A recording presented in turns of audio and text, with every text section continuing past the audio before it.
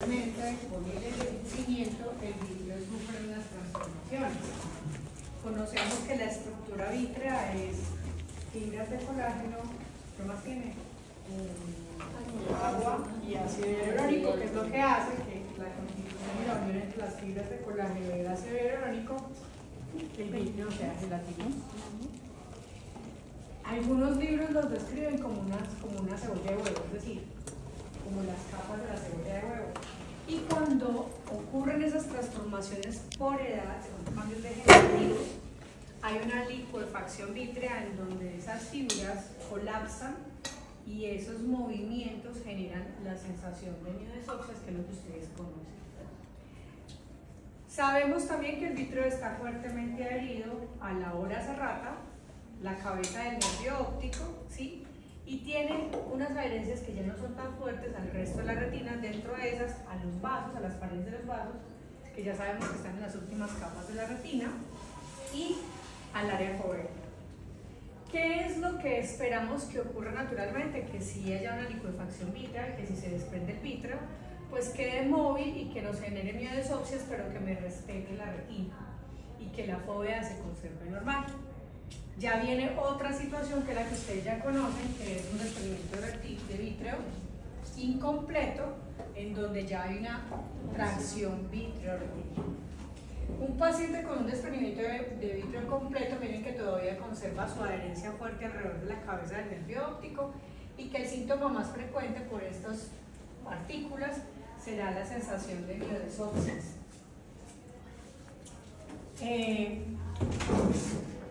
Cuando ya hay una tracción vitreoretiniana, a las miodesoxias se suma otro síntoma. ¿Cuál es? Fotopsias. Esa es la razón por la cual yo a mi paciente, cuando detecto que tiene miodesoxias y que son ocasionadas por el desprendimiento de vítreo, la indicación que yo le voy a dar es: señor paciente, si esas miodesoxias, esas partículas, ya empiezan a asociarse o a acompañarse de fotopsias, o sea, destellos o rayos de luz, por favor consulte de manera prioritaria, porque ya está en un riesgo de un desprendimiento de retina o un agujero macular. ¿Sí? Todos ya hemos visto el agujero macular, ¿cierto? Pero no lo habíamos visto como muy específico. Entonces, que un agujero macular puede ocurrir generalmente a partir de los 50, 55 años, que es donde ya empiezan a ocurrir cambios del vítreo, es decir, una licuefacción vítrea. Está directamente ligado al desprendimiento de vítreo y la tracción vitreoretiniana, ¿sí? Es decir, que cuando el vítreo se desprende, se quedó adherido en un segmento y al traccionar, digamos que se lleva parte de la retina generando el agujero. Ahí vemos más cosas, ¿no? ¿Qué más están viendo? ¿Cómo se llamará eso? Aparte del agujero macular. Ustedes ya conocen el diagnóstico. El aspecto rojo cereza, digamos que, qué bueno que toca el tema, porque el aspecto rojo cereza, acuérdense que es un signo único de la oclusión arterial, ¿sí?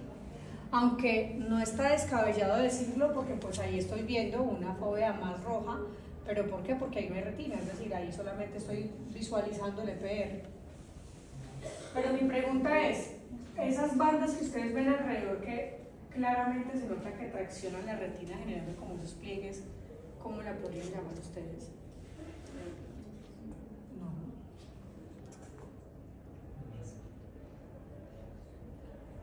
Y conocen todos el diagnóstico.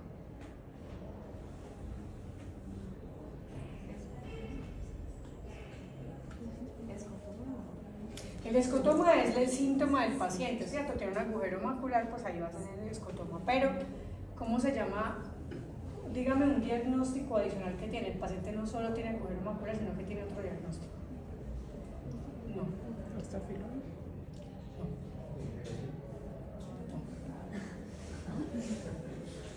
No. No le van a pegar. ¿Cómo? No.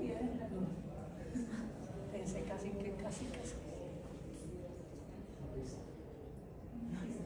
Pues una membrana. ¿Qué membrana? Tiene una membrana peritoniana, muchachos. No les mostré cuando les mostré membranas epirretinianas les decía, es transparente, me deja ver retina, pero voy a ver cómo la retina se hace así. Como siempre lo hemos visto como en unos CT. Ah, pero esta se la estoy mostrando de frente.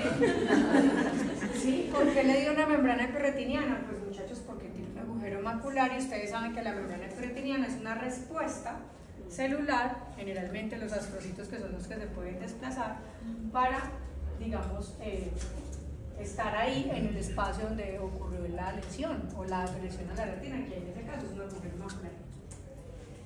Además de eso, el paciente tiene una excavación amplia y un rechazo nasal y una tendencia a la palidez de la retina, es decir, del nervio óptico.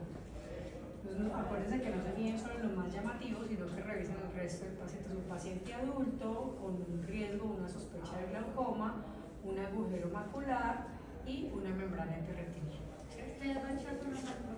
Rechazo nasal es que los vasos de la papila, la emergencia no es central, sino que es hacia la nariz.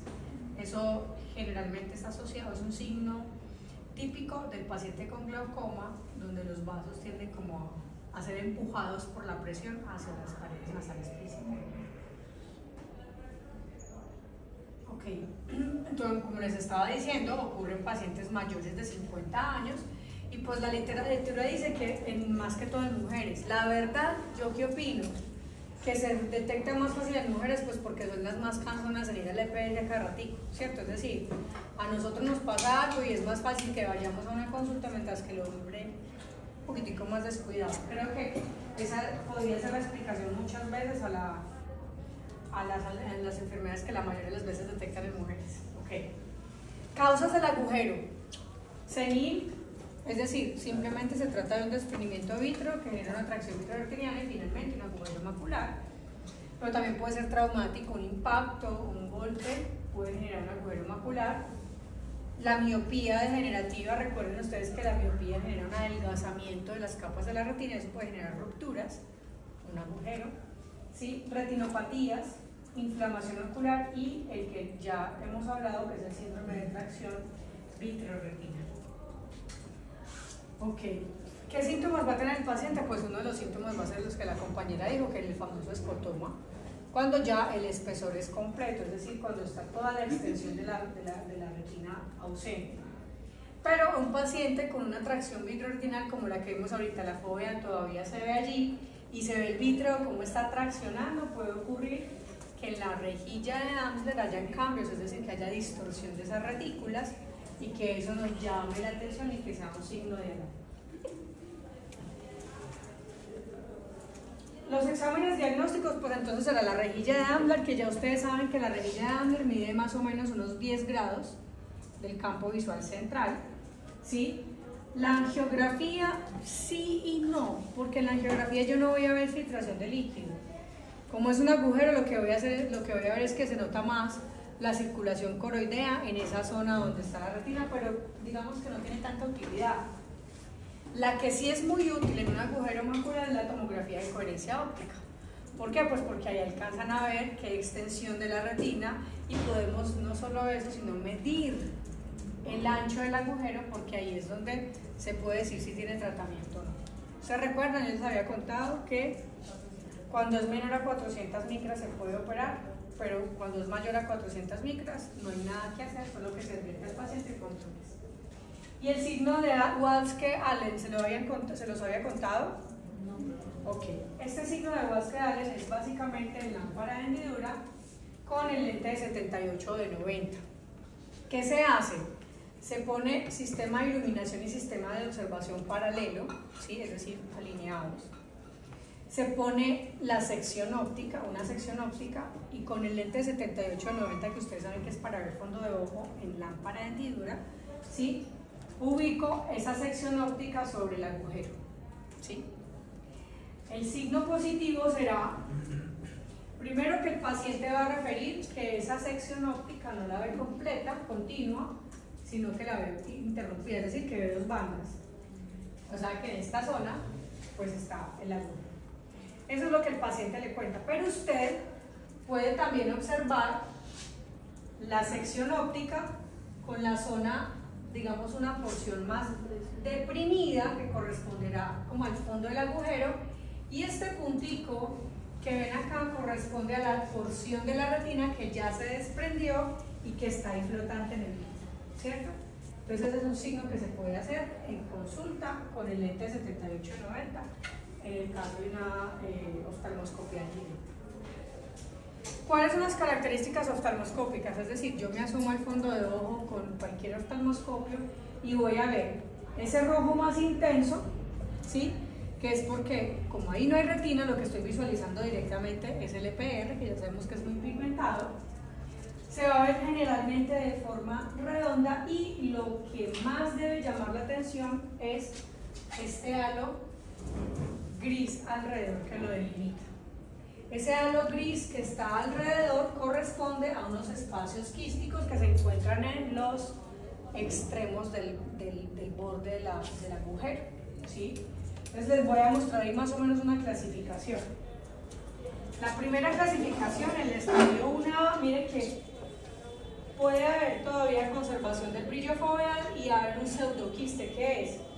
Que es un espacio donde, no sé si lo alcanzan a ver bien o se los aumento un poquitico. Acá. Se ve un pseudoquiste, ¿por qué? Porque todavía está la tracción vitroretiniana y estos espacios que hay acá son quistes, pero realmente lo que está ocurriendo es que se está separando ya la retina, o sea, la está traccionando, ¿listo? En el segundo estadio ya hay un agujero con el opérculo. ¿Qué es el opérculo? Estos extremos que parecen como unas zonas levantadas, ¿sí? Y cada opérculo tiene espacios quísticos, ¿sí? Ya hubo un desprendimiento del vítreo y lo que quedan son las porciones levantadas. Estos espacios quísticos son los que hacen que usted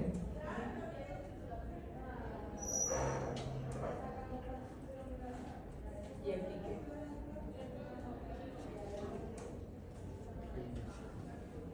Yo lo apagué, ¿no?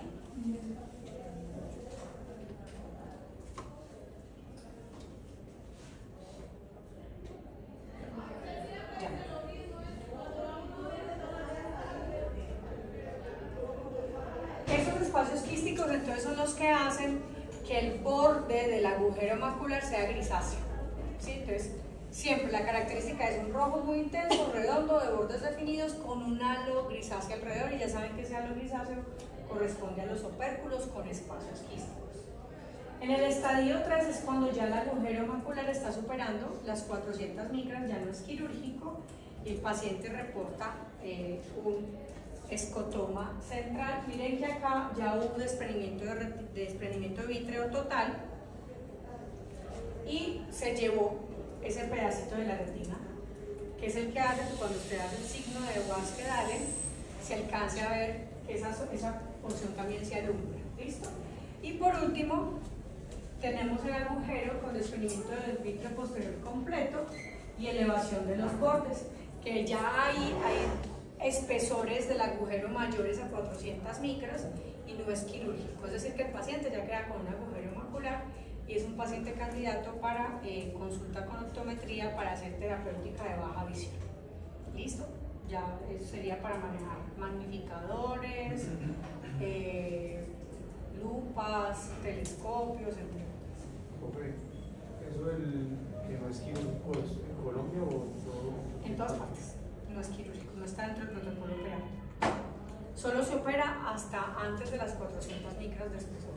Lo que yo les comentaba la vez pasada, si tengo un agujero de menor a 400 micras, cuando se pone, ¿recuerdan la vitrectomía neumática? Que se inyectaba gas y que el paciente dormía en esta posición boca abajo, ¿sí? El propósito era que el gas, por efecto neumático, subía y lo que hacía era generar la unión de los dos bordes del agujero, ¿sí? Por eso es que solo se hace cuando es menor a 400 micras. Cuando es mayor a 400 micras se hace seguimiento porque en estos extremos, pues como está fácilmente el líquido vítreo, acuérdense que el vítreo aquí ya está un poquitico más líquido, puede meterse por debajo de los opérculos y levantarme la retina, o sea que podría ocasionar un desprendimiento retinal. Es atípico, pero puede suceder, por eso es que el paciente tiene ese seguimiento. Pero ya su agujero quedó, ¿sí? Ya no es quirúrgico. porque por más que se intente unir, ya no alcanzan a unirse los bordes, es decir, que quedaría con el escotoma. Y aquí el tema es más de expectativas. Cuando el paciente va para cirugía, generalmente su expectativa es: voy a volver a ver. Sí, y en este caso pues no tiene ni expectativa, ni pronóstico, ni nada, entonces por esa razón no es quirúrgico ni aquí ni en la China. Listo. Este es otro tipo de agujero. Miren que aquí el anterior que estábamos viendo eran agujeros del espesor completo, es decir, que lo que queda expuesto es el EPR, mientras que en este caso hubo una tracción vitreoretiniana donde quedó un agujero, pero es un agujero lamelar, es decir, que todavía hay un segmento de fotorreceptores, tejido glial, adherido al EPR. Mejor pronóstico, por supuesto, pues porque todavía los fotorreceptores se conservan allí funcionando. ¿Listo? Entonces eso les quería contar con el agujero, ya les había hablado un poquitico de eso, pero eso sería como para cerrar el tema del agujero macular.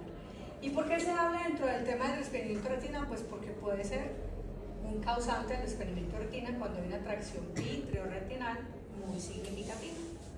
Aquí ya les voy a hablar de los desprendimientos de retina en términos generales. Y lo primero es la definición de un desprendimiento de retina. Un desprendimiento de retina es la separación de las dos grandes capas de la retina, es decir, de la retina neurosensorial del EPR. ¿Sí? Cuando hablamos de un desprendimiento de retina convencional, ¿qué se está separando? Toda la retina neurosensorial y queda solamente pegado al EPR. ¿Qué habrá en ese espacio? Líquido. ¿Sí? Líquido que se llama líquido subretinal. Ese mismo espacio, ¿por qué es natural que se desprenda o porque es muy típico que se desprenda a ese nivel? Pues porque embriológicamente nosotros tenemos un espacio que se llamaba el espacio intrarretiniano, que en el niño eran unas capas separadas, retina neurosensorial del EPR, pero que con el nacimiento eso se desaparecía y estaba adherido, que es el que justifica o explica el desprendimiento de retina congénita. ¿Sí? Por eso es que anatómicamente es más fácil que el desprendimiento de retina sea a ese nivel. Y por debajo siempre habrá líquido. Listo. ¿Qué síntomas puede tener un paciente con desprendimiento de retina? Pues disminución de la agudeza visual. Generalmente, como es, o sea, pocas veces se presenta inmediatamente de frente, sino que se presenta más como en la periferia y más que todos son superiores. Generalmente el paciente lo que refiere es disminución del campo visual inferior, o algunos cuentan con una cortina o un velo oscuro. ¿Sí? Dentro de las mioesopsias y la fotopsia, pues otro de los síntomas. ¿Qué signos tenemos? La pupila de Marcus-Gant, defecto pupilar aferente relativo. ¿Quién me la explica? Es cuando no responde, pues digamos a la luz, pero sí responde a las máquinas. Sí, sí. Ok. Presión intraocular, 5 milímetros de mercurio inferior al ojo contralateral, es decir, que hay hipotonía ocular cuando hay desprendimiento de retina. ¿Sí? Iritis, que es el famoso polvo de tabaco, y ese cuando hay desprendimiento de retina, como se separa la retina del EPR y el EPR es pigmentado, queda en el vítreo parte de ese pigmento, y eso es lo que parece polvo de tabaco, y pigmento alrededor del desprendimiento de retina solo cuando la retina lleva mucho tiempo desprendida. ¿Sí? Generalmente cuando usted se asoma al fondo de ojo y ve un desprendimiento de retina y ese desprendimiento de retina es móvil, ¿sí? Es decir, que la retina se está moviendo, quiere decir que es reciente, pero cuando ya es fijo y tiene su rodete pigmento, es antiguo. Asimismo se da el pronóstico visual, es decir, si el paciente tiene un desprendimiento de retina reciente, ¿sí? Después de la cirugía podrá tener mejor recuperación que un paciente con un desprendimiento de retina antiguo. La clasificación es muy fácil, porque ya hemos tenido contacto, ya hemos hablado de algunas. ¿Sí? La clasificación está dividida como en 3 segmentos y uno que es combinado. Entonces está el regmatógeno, no reumatógeno. Regmatógeno se debe a una ruptura o un desgarro de la retina, ¿sí?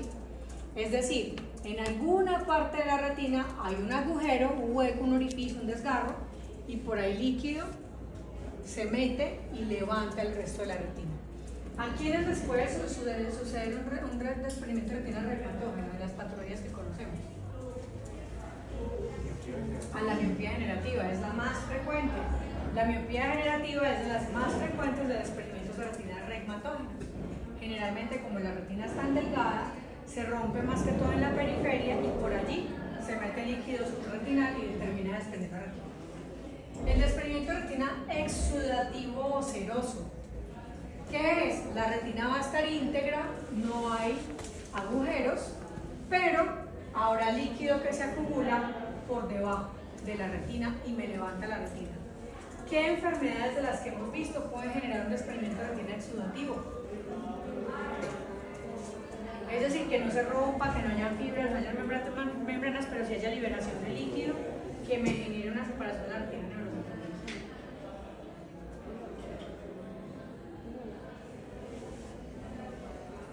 Son muy frecuentes. ¿Cuál? Ok, sí, una membrana coroidea sí, porque habrá liberación de líquido, pero ahí hay más otras cosas, pero sí, puede ser porque hay exudación. ¿Cuál más? La degeneración macular. Coroidopatía serosa central es muy típica, y de hecho la coroidopatía serosa central es un desprendimiento de retina exudativo. Se separa la retina neurosensorial del FR sin agujeros, o sea, es líquido que viene desde abajo. ¿Cuál más? No, de hecho la degeneración macular porque levanta ese PR. Ella levanta ese FR, entonces ahí lo aplica. No me han dicho las más frecuentes. ¿Qué enfermedad genera liberación de líquido a través de los vasos? Pacientes diabéticos. Pacientes diabéticos puede hacer un desprendimiento de retina seroso, ¿sí? Pero hay otras y también las han visto. Por ejemplo, las enfermedades autoinmunes, lupus eritematoso, artritis reumatoidea, Bocco, Llana y Arada. ¿Qué pasa en esas? Filtración, proceso inflamatorio. Entonces pueden haber desprendimientos serosos en donde hay líquido que lo que hace es que desde abajo me levanta la retina neurosensorial. ¿Sí? Queda claro el desprendimiento de retina serosa.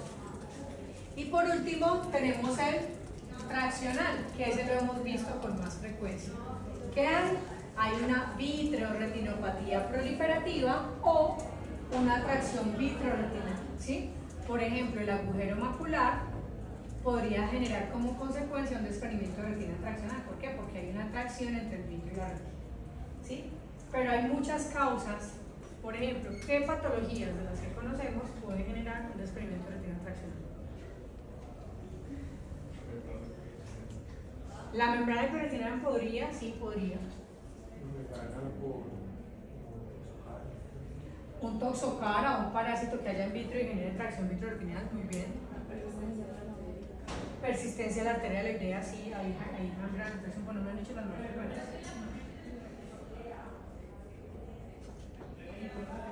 Acabamos de ver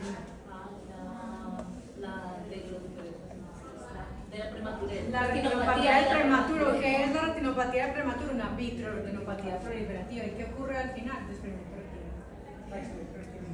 Diabéticos. También en el diabético puede ocurrir la traccional porque cuando hay tejido neovascular que migra hacia el vitro, pues hay una vitreoretinopatía. ¿Sí? Ahí se da traccional. Y hay uno que es combinado, que será traccional y regmatógeno, es decir, habrán bandas de tracción, pero además de eso habrán agujeros o rupturas por donde ingresa líquido subretinal. Asimismo, entonces será el tratamiento, ¿cierto? Si hay un desgarro retinal, ¿cuál será el manejo? En la pared de la retina hay un hueco.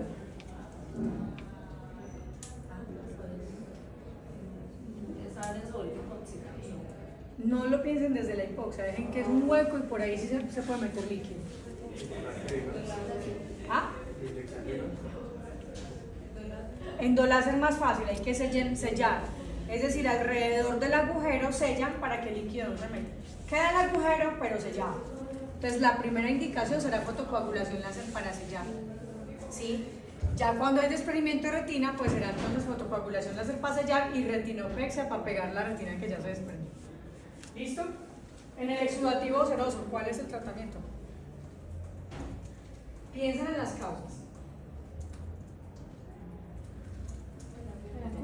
terapia antiangiogénica. ¿Por qué? Porque hay liberación de líquido, hay edema, ¿sí? Si es un paciente con una lupus eritematoso, una artritis reumatoidea, ¿cuál es el manejo? Sistémico, antiinflamatorios, corticoides, ¿sí? Que hacen bajar proceso inflamatorio y reducir la cantidad de líquido, pero no habrá que hacer cirugía, porque el problema es el proceso inflamatorio. Entonces, por eso es importante conocer la causa.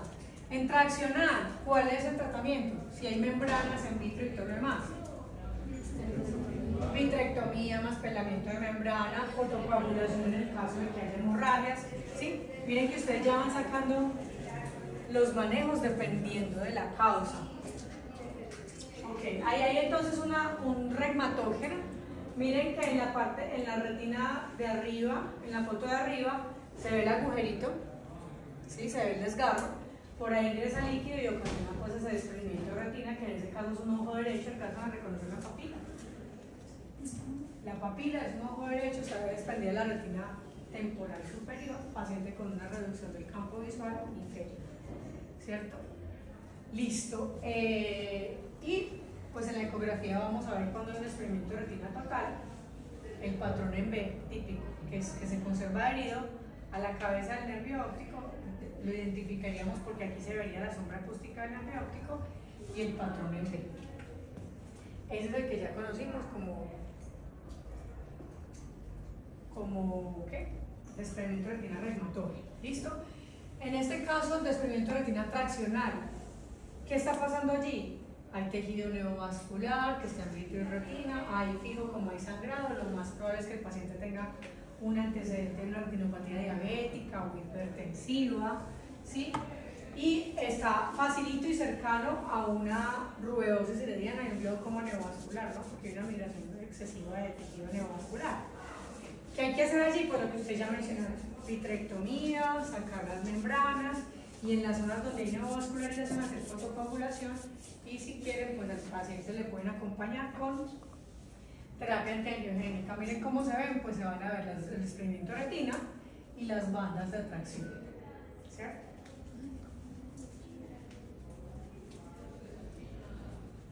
Y el exudativo, pues ya saben que son enfermedades con líquido subretinal, es decir, la retina está íntegra, no hay desgarros, la superficie vítrea está bien, pero sí hay antecedentes de enfermedades vasculares inflamatorias como las que acabamos de mencionar, coidopatía serosa central, ¿sí? La diabetes y enfermedades autoinmunes que son inflamatorias severas. En este caso, en la exudativa, lo que necesitamos saber es de dónde está viniendo el líquido, por tanto ahí la angiografía es muy útil, ¿sí? Miren que ahí se ve todo el líquido subretinal, que es el que me está levantando la retina. Pues en la tomografía se vería el líquido subretinal, no habrían desgarros, así se vería en la ecografía, pero miren la ecografía de abajo que sí es mucho más clara. Noten que se conserva adherido en el segmento donde está la cabeza del nervio óptico, que es donde se visualiza la sombra acústica del nervio óptico. Siempre que a ustedes les llegue una ecografía, este patrón en B típico, que está segmentado, está a partir de la sombra acústica del nervio óptico, se sabe que es un desprendimiento de retina total, pero se conserva su adherencia a nivel de la papila. ¿Listo? El tratamiento, pues ya lo saben, dependiendo de la causa, así mismo el tratamiento. La mayoría de las veces es vitrectomía. ¿Sí? Inyección de silicón o gas, ¿de qué depende? De la magnitud. Cuando son desgarritos pequeños en donde se selló con láser, el gas sirve como para terminar de pegar, pero como sabemos que el gas se va, no dura mucho tiempo allí, entonces solamente es en el caso de desprendimientos pequeños.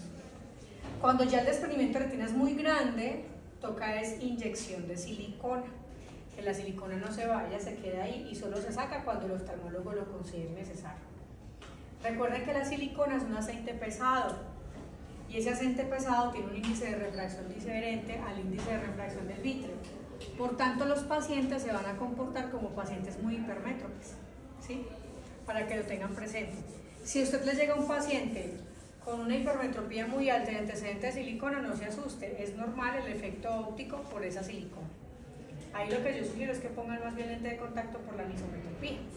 ¿sí? Porque son pacientes que en teoría pueden llegar a tener buena agudeza visual si fueron tratados a tiempo. ¿Listo? Yo he escuchado que no sé para qué es, no sé si es para desprendimiento, pero que aplican solución salina como en el vítreo o en el lugar del vítreo. Pero para experimento de retina no, porque la solución salina es muy líquida y es móvil. Pero eso sí lo aplican, o sea, para otra cosa lo aplican. Se hace más que todo para lavados intravítreos cuando hay parásitos, hongos, ese tipo de cosas, pero no para que quede inyectado al interior. Ok.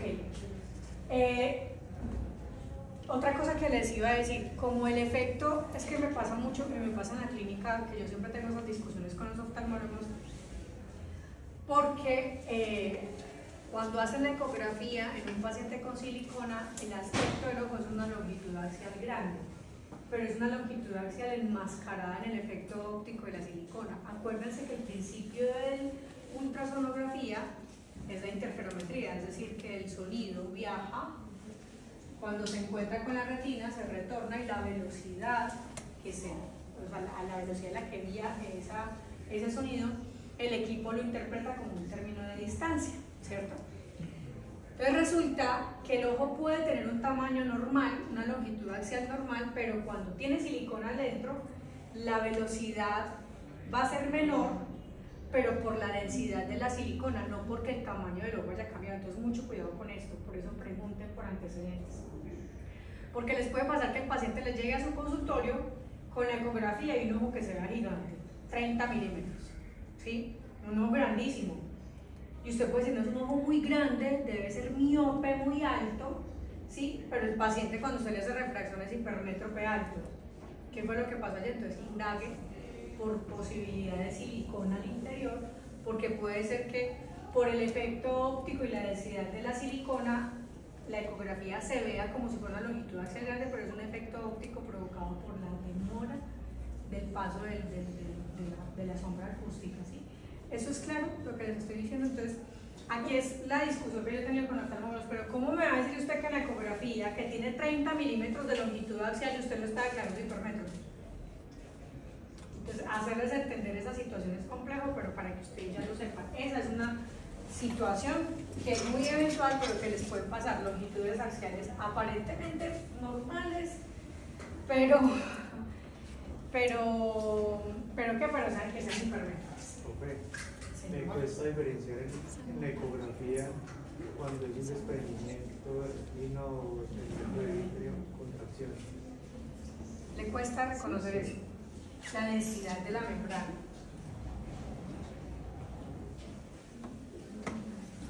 Primero, un desprendimiento de vítreo no se ve en la ecografía. Como los niños, ¿cierto? Solo se ve en la tomografía. Ahí. En la tomografía. ¿Ya la pasé? No. Es en la tomografía en donde se ve el desprendimiento de vítreo. Un desprendimiento de vítreo en una ecografía no se ve. Miodesopsias, sinéresis, sínquisis no se ven en ecografía, porque no son muy reverberantes o no son muy reflejantes, ¿sí? Solo se ven densidades muy significativas. Yo les conté el caso de un cuerpo extraño intraocular que era de material de madera y que no se veía en la ecografía. El paciente había hecho perdió el ojo. Exacto. Entonces mira que la madera, a pesar de que es un cuerpo grande, no es muy ecosilente, por tanto no se muestra en la ecografía. Entonces el desprendimiento vítreo solo se va a ver en la tomografía, ¿sí? El desprendimiento de retina, claro, como la retina sí es densa, es más gruesa, pues ese es el que sí vamos a reconocer en la ecografía, ¿no es cierto?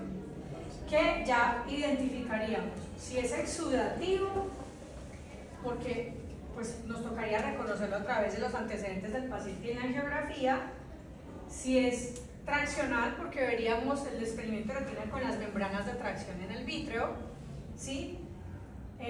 Básicamente sería eso, y cuando es total, porque veríamos el patrón en B, justo con la adherencia o el ápice de la B coincidiendo con el segmento de la sombra acústica del nervio óptico, ¿cierto? Pero sí, digamos que la diferencia sería el examen. Sí, sí. ¿Listo?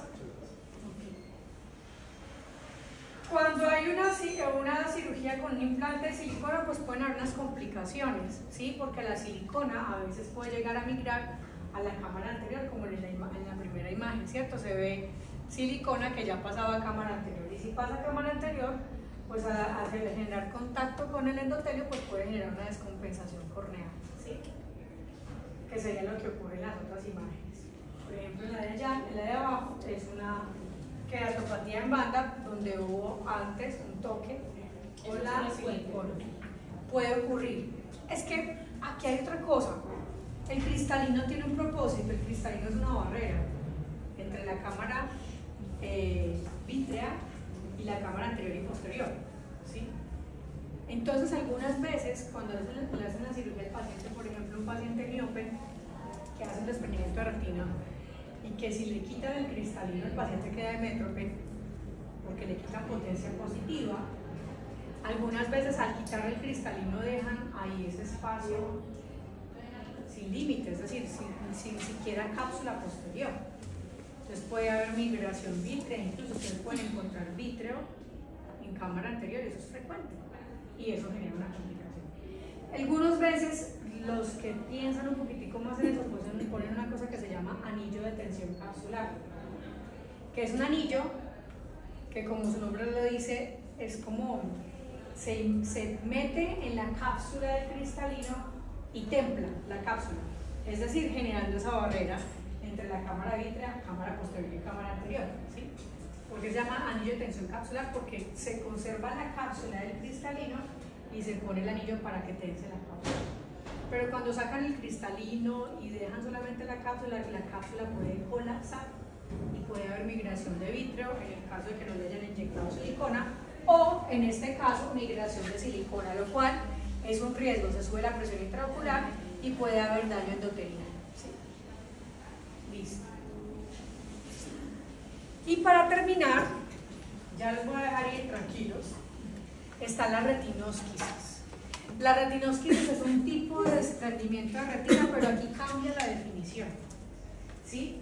En la retinosquisis, la separación de la retina no ocurre entre el EPR y la retina neurosensorial, sino que ocurre a nivel de las plexiformes, que ya lo habíamos visto en qué patología.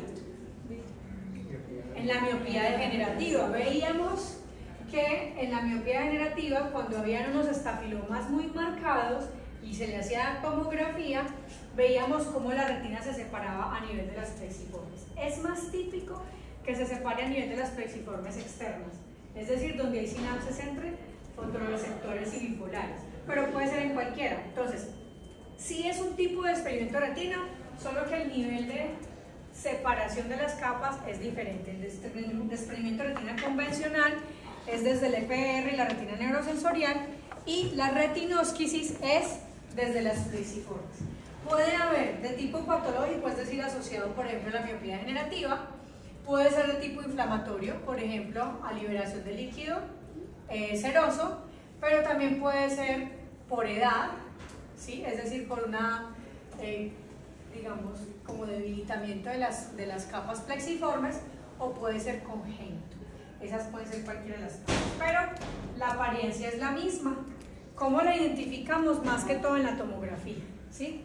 En la tomografía reconocemos, por ejemplo, esa tomografía es una tomografía de un paciente miope con un estafiloma posterior, un agujero macular y una retinosquisis, que ya ahí la reconocen fácilmente, y es separación entre las plexiformes. ¿Listo?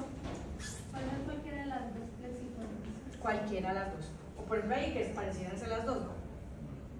Aquí hay otro paciente miope con un tipo de retinosquisis, y aquí hay un paciente que es adulto, esta es por edad senil, en donde inició con unos espacios quísticos, y esa es una de las características. Puede iniciar con espacios quísticos que a la final confluyen y separan el resto. Es decir, que usted puede ver en la tomografía inicialmente unos quistecitos, pero a largo plazo esos quistes se van uniendo unos con otros y se van separando las capas, así como lo ven en la retina inferior, que entre otras es una retina delgada, es decir, que es una retina de un adulto. ¿Cómo se ve en el fondo de ojo el aspecto de papel celofán? ¿Sí? Que se ve como... No se ve como la retina desprendida como lo vemos ahorita, que se cambia la trayectoria del vaso. Recuerda que cuando estábamos viendo la retina desprendida y en los reumatógenos se veía el vaso, o sea, la retina muy pálida, más cercana, y el vaso cambiaba su trayectoria. Aquí puede conservarse el vaso de aspecto plano, pero el aspecto de papel celofán, que sería como un poquitico más pálido que el resto de la retina. Señora. Ahí en la tomografía de abajo, lo de encima sería la célula o una membrana. Lo de encima parece ser que es parte de la retina, pero también tiene una membrana peritoneal. Esa línea muy marcada en esta zona sí es una membrana peritoneal. Listo. Aquí hay otro tipo de retinosquisis. Entonces, ojo, porque la diferencia va a ser que ustedes van a observar epitelio pigmentario y un pedacito de la retina todavía LPR. ¿Sí? Cuando ya ven claramente definido EPR de la retina neurosensorial, ya saben que es un desprendimiento de retina convencional. ¿Sí? Pero si hay espacio entre las capas, entonces será una retinosquisis, que es el típico caso de un paciente miope. ¿Cuál será el manejo? Depende de la causa. ¿Sí? Si es degenerativo, si es por edad, muchas veces lo que hacen es con gas. Es decir, el gas lo que hacen lo mismo. La retinopexia neumática, que sería el paciente al bajar su cabeza, el gas lo que genera es como empujando las capas y uniéndolas, ¿sí? Cuando es muy extenso, pues tendrán que indicarle silicona, ¿sí? O cuando es localizado, podría indicarse retinopexia con láser, ¿sí? Eso ya lo hemos visto. ¿Listo? ¿Tema entendido de desprendimiento de retina? Sí, sí. ¿Listo?